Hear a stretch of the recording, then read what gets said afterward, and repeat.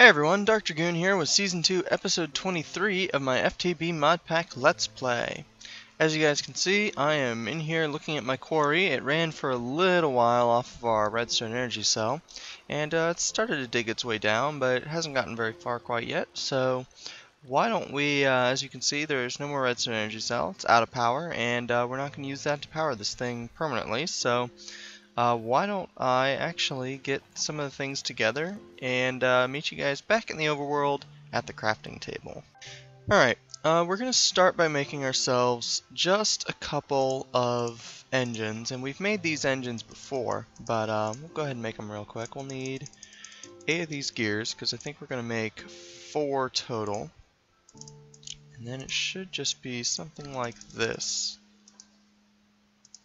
Oh wait. We need another piston. I think I used one. There we go. 4. Now, let's try this. Bronze gears. Some glass. There we go. 1, 2, 3, 4. Biogas engines. Cool.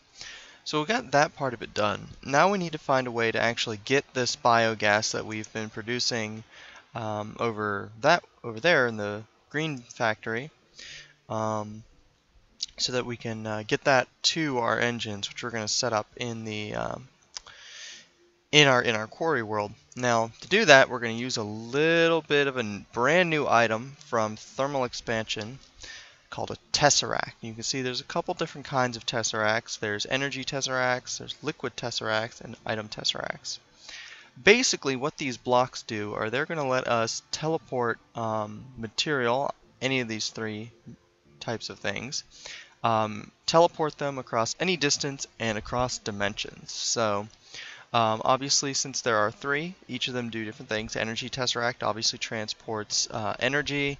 The item Tesseract obviously teleports items, and the liquid Tesseract obviously teleports liquid. Now, we could set up our engines here in the overworld and probably use the energy Tesseract to transport that energy. But instead, I think I'm going to use the liquid Tesseract. So, as you can see, it requires a little bit of a similar sort of recipe as our redstone energy cells. So we're going to have to start out with a little bit of making ourselves a Tesseract frame. And I should have all the materials ready for this. So Tesseract frame, like so. Cool.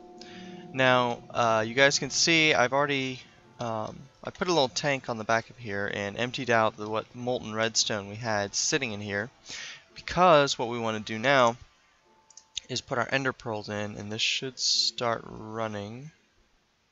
Let's see. Liquid Tesseract.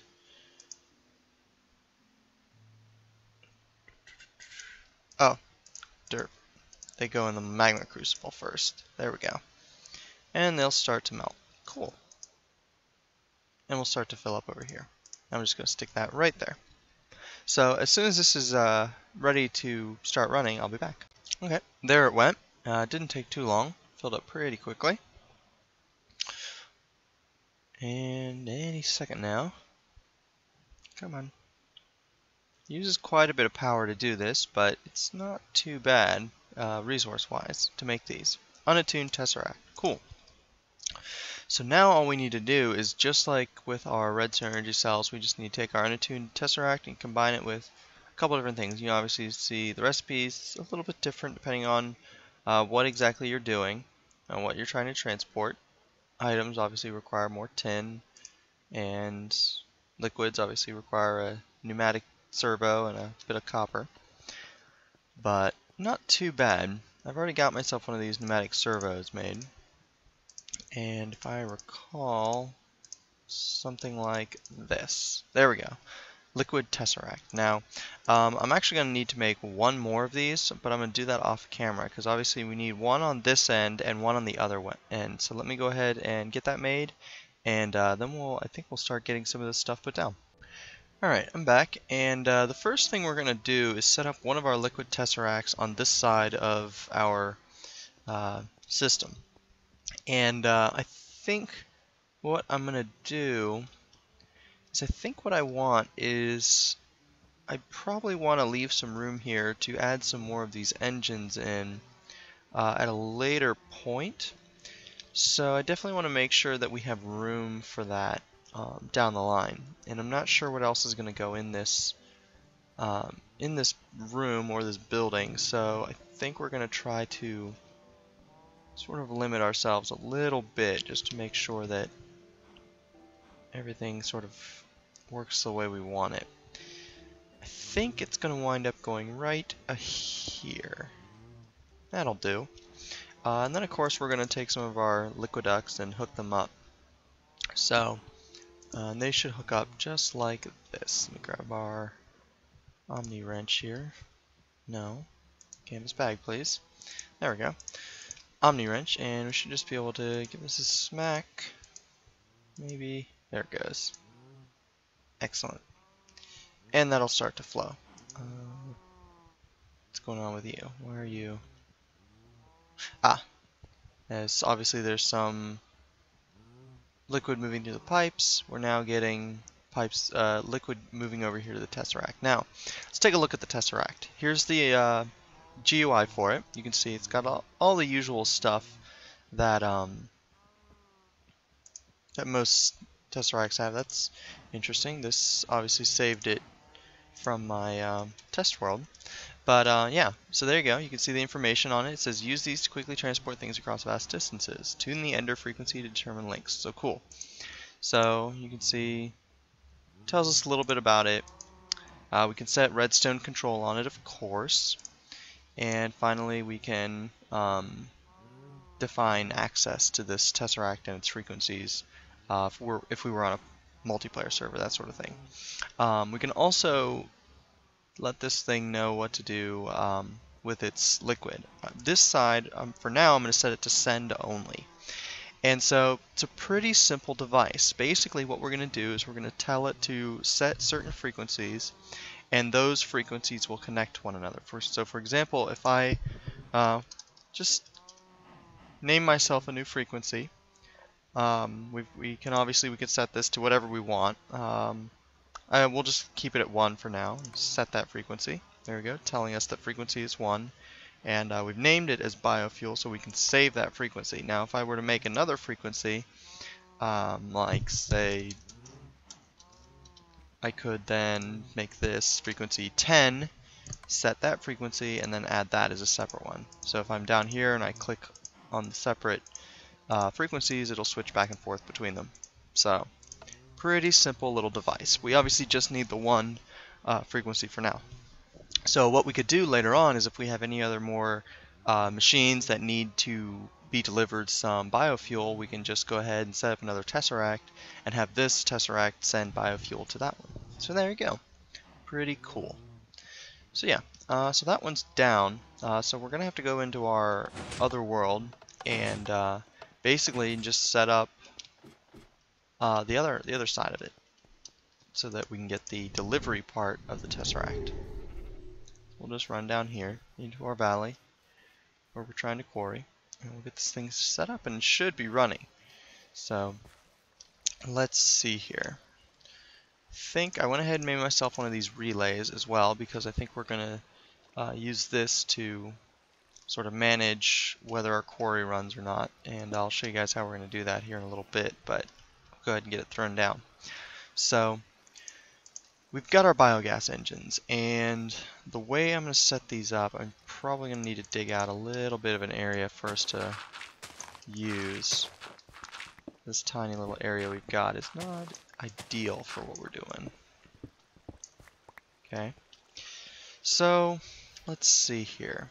We need a little bit of distance, that way we can set up our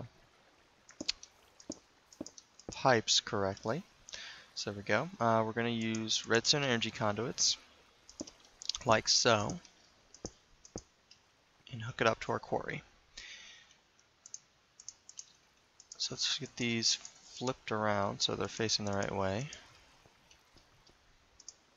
and have the energy flowing in the right direction. Obviously there's no energy at the moment, but there will be, so don't worry about that. So the next thing that we're going to do is probably dig one more back here.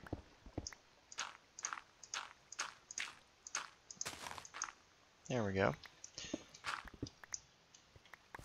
Whoops. There we go. And we're going to set up some liquid ducts on the back of these. Cool. So, the last thing we really just need to do is throw down our other Tesseract. You can see it connects after a second. Excellent. And we should just be able to go, hey, biofuel, and we're going to set this end to receiving. And yeah, we should be good. Should...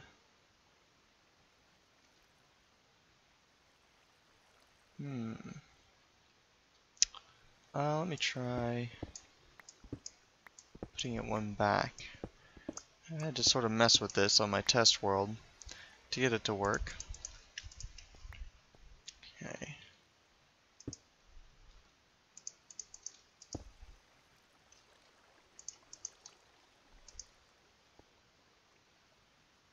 Oh.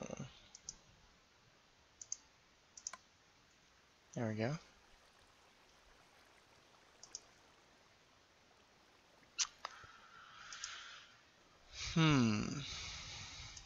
This should be receiving.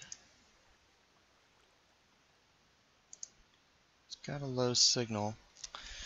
Alright, let me mess around with this off camera and figure out what's going on. Okay, I figured out what was going on. It looks like our Tesseract back in our overworld was set to frequency 10 for some reason. But it should be working now. We should be in business. Let's go run back over and take a look. And hopefully see this thing in action.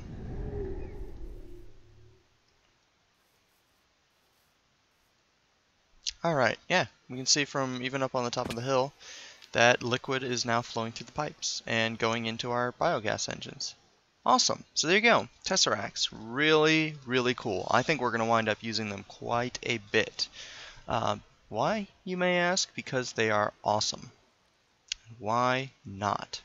So we really only have a couple things left to take care of here, and that is we need to get lava put into these just to sort of get them heated up and started, and set up a system to turn them on and off. So I'll go ahead and just simply go ahead and do that off camera. You guys can probably tell how I'm going to do that. I'm just going to basically bucket up a bunch of lava and grab some red jacketed wiring, so I'll be back. Alright, so here we are. We're just going to put I'd say 3 of these per. It really doesn't likely need this many, as it doesn't really use up the lava so much as it just needs it to sort of get going, and so long as they're running, they won't really use up any more lava. So last thing we really just have to do is set up a bit of redstone signal, and we should be good to go. It's just I forgot some wiring. Looks like I'm gonna have to run back. We'll just run back real fast. Luckily our Boots of the Traveler will make this not take more than a second. Come on. I need to come up with a new way to get up and down from there, because I'm tired of my boots making myself get a little bit stuck. Before I go, make sure we have some levers. Cool. Thought I did, but wanted to check so we didn't have to run back again. So I know we've been really looking forward to this for probably 5 episodes or so. So I'm happy to actually get it finished. It's going to be really helpful moving forward to go ahead and have ourselves some automatic resource collection. So we should just be able to flip a switch, and within a couple seconds our engines should start to run. There they go. Cool.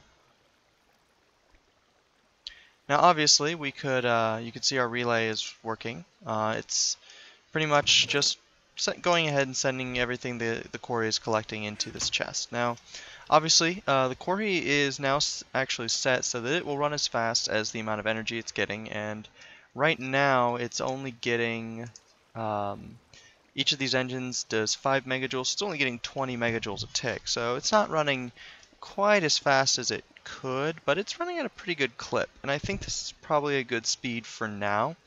We could probably speed it up a little bit more later, but we're gonna definitely want to, if we're gonna do that, we're definitely gonna want to make some adjustments to our auto sorting system to accommodate the flow of the extra items. So yeah, so this thing is running pretty good.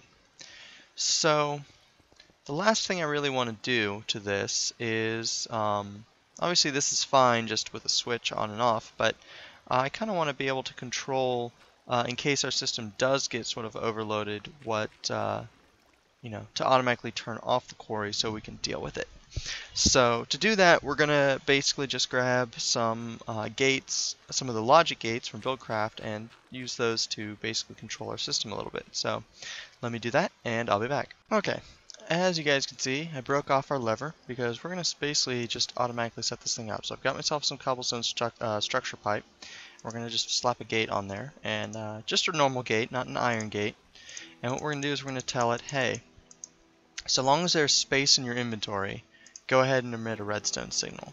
So what that will do is, when we hook this up with some of our jacketed cabling, you see it will connect. You can definitely see there's a redstone signal in there. And we'll just hook it up like that. So that way, if this thing ever fills up, obviously there will be no more space in the inventory, and it'll turn off our engines, and our quarry will stop running. So there we go. Fully automatic power control system. Never have to mess with it. Obviously, unless we get something backlogged in our sorting system, in which case we'll realize that pretty quickly. So there we go. So our quarry is now 100% self-sufficient. It's up and running, and it is cool. Thanks to lots of fun things, including brand new Tesseract. Yeah.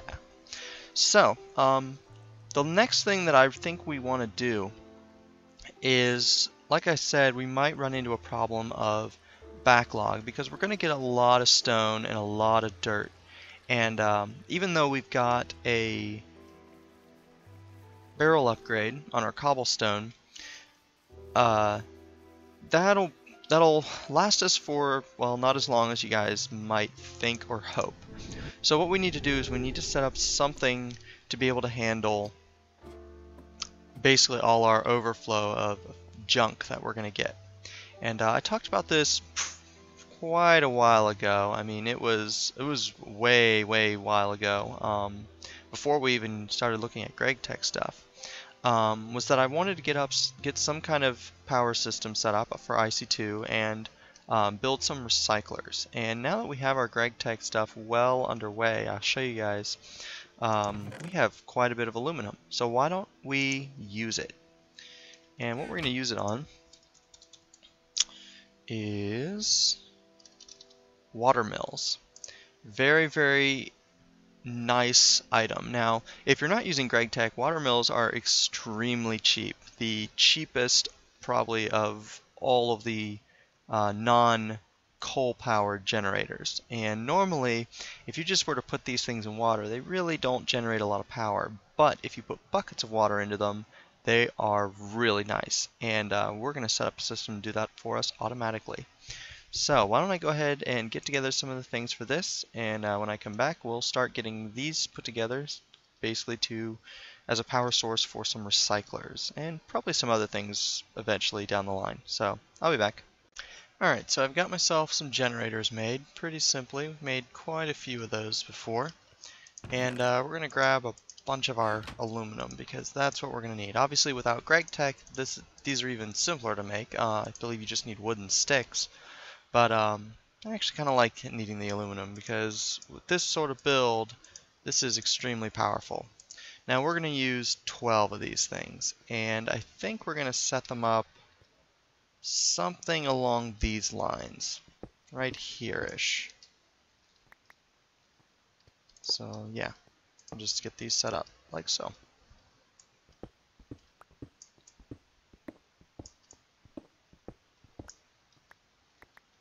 Not too bad. Let's see. Let's go here. Actually, can I? Yeah, we can use our Omni wrench. Come on. There we go. Just for look's sake, I'm going to have our turbines facing out. I don't know why, just 'cause it looks cool like that. So, I guess this part doesn't really matter which way this stuff's facing, because we're not going to see it.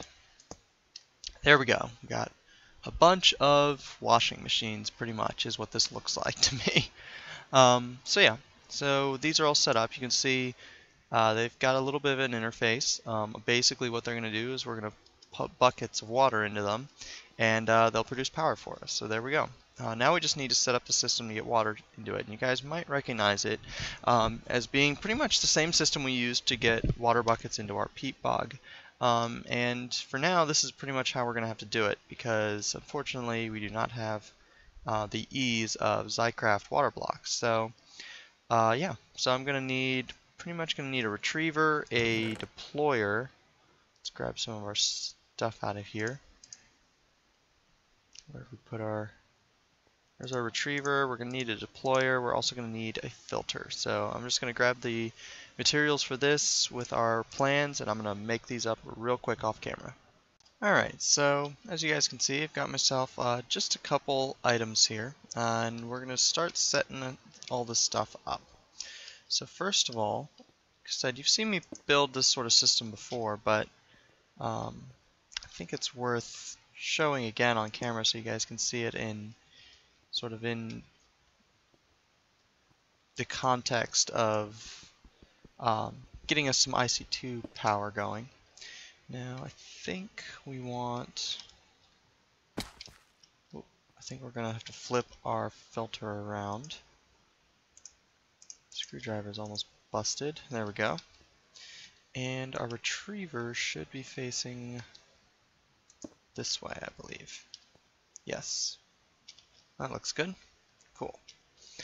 So, all we need is, you can see I've got myself a bat box here as well. I mostly just wanted to get myself one of these just to cover. Oh, that's not what I meant to do. I meant to check this. Looks like we are out of pneumatic tubes. That's okay, I can make some more once we get our bat box back. Come on. There we go. Don't have a lot of brass left, and I know for a fact 8's not going to be enough, so let's fix that little problem by running some more brass in our system over here. I should just be able to take that for now. That should do it. And our glass is over here. There we go. That should be enough pneumatic tubes for the time being. Yeah, that'll cover it. So we're just going to put that there. And kind of wish we had done this one back now. I can put a cover there and make sure that doesn't connect there. Mostly, I mean, I could have it connect there, but I just don't really want it to just yet. Need to get some power in our diamond drill. It's another thing we need to solve, is getting ourselves to be able to store a little more electricity in our system.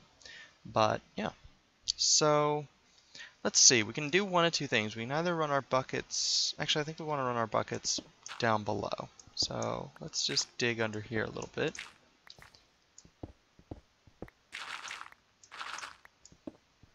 Oh my.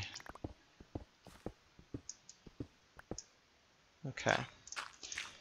Think that does the trick. Let's cover some stuff back up here, such as here and here. So it should be 1, 2, 3, 4. Okay. So we're basically just going to connect this up like so. It looks very messy, but trust me, it's actually going to be quite elegant. There we go. That should do the trick. Let me go ahead and grab a cover and make sure it doesn't try to go into the side of that machine. What kind of cover do we want to use? Let's do a marble cover. That'll work. and then I run into a wall. Okay, so we'll just set that. No. Okay, you saw that. It was on the side, and then it just flipped up on the top of that, wasn't it? There we go. Cool. So the last thing we really need to do is just get our electricity power set up here, and I think we're just going to set up the bat box sort of right next to our retriever just to sort of make it easy to see what's going on with the power. And then we can just run our blue trick wiring right over here where it's going up into our sorting machine there. And within a few seconds, I'm actually going to sleep through the night real quick, and mostly just to make sure that our power is flowing from where we're generating it on the roof of the sort of walk-through. This should start charging here, and it is. Cool. It's generating power, and you can see our retriever has power. So now all we need to do is basically set up this filter and this retriever to be able to collect the things that it needs, and I'm going to need more marble covers. I'm just going to go ahead and grab 2, even though we don't need to.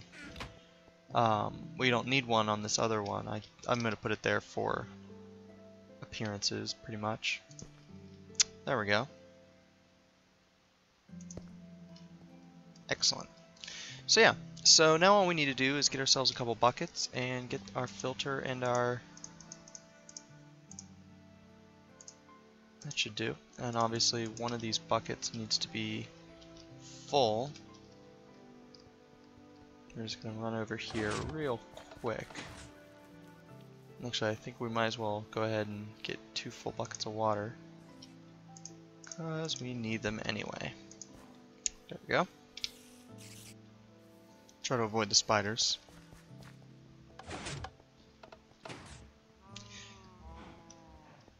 Okay, so the retriever is going to pull empty buckets out of our system over here, and our filter is only going to allow full buckets of water. But before I do that, I'm going to set up our infinite water source, just like so. There we go. And I could probably set up some covers here to make this just look like a brick as well. So let's just do that. And like I said, set up the filter to only pull water buckets. Excellent.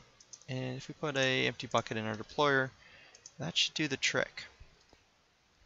So the only thing that's left to really do here is set up redstone signal. We have bluetricity. We just need a timer, and we might almost have everything we need for that. Grab our timer plan. Kind of low on, if I recall, timer requires 3 of these. Okay. And that should do the trick for those. So this should be, oh, what was this? Actually, something like that. There we go. Timer. Cool. Piece of cake. And then we'll just grab some red alloy wire. And can we put our timer on our battery? No. Let's just put our timer right here. And we'll of course have to flip it around. There we go. And there we go. So yeah, so now all we really need to do is probably make some more buckets, but I'm thinking something along the lines of 12 total, 1 for each of our water mills. But yeah, they should now be able to, if we find, as you can see, this one here managed to get a full water bucket and did fill with some water. So this one is technically running and producing power. So I think we're probably getting kind of close to the point where we need to call this episode. So let me check to see where we are, and if we have time, we'll actually get some of our wiring set up here, but if not, we'll have to save that for next episode. So I'll be back in just a minute. Alright, so yeah, we are pretty close to the point where we need to call this episode, but I think we can do this real quick. There we go. We're going to need four energy crystals, because we're going to make ourselves an MFE. We're going to need to make ourselves a machine block, and that should be it. And then some gold 2x insulated cable that we had lying around. Now I'm also going to make some of these. That'll probably do. Ultra low current cables, as water mills produce very little power individually, but together they're going to generate a lot. So because they generate just a little bit of power individually, we can use this ultra low current cable. It's it's really only useful for these kind of things. Any much more power and these cables will melt, but like I said, they should be able to handle the power input of these machines just fine. So there we go. We can see our MFE is starting to build up power. Excellent. And let's flip it around so that we have the power outputting on the bottom. And basically what we're going to do is we're just going to run a power line underneath here, and this is probably somewhere around here is where we're going to set up our recyclers. So cool. So now that we've got ourselves some more IC2 power generating, obviously we've got a bunch being generated by lava, but the water mills are going to give us a nice little amount to basically run our general machines on. And should be plenty to run our recyclers on, definitely. So excellent. So that done, I think this is unfortunately where we're gonna have to call this episode. I feel like we got quite a bit done this episode. We finally got our quarry running. That is still processing, as you guys can see. We're getting loads of cobble in here, and we're already pretty close to having our system set up to handle any overflow. So yeah, so it's looking pretty good at this point. We'll just have to figure out exactly how to set up our recyclers next episode. So look forward to that. Until then, this has been DarkDragoon's Feed the Beast Mod Pack Let's Play, episode 23 of Season 2. Hope you guys enjoyed watching, and I'll catch you guys later.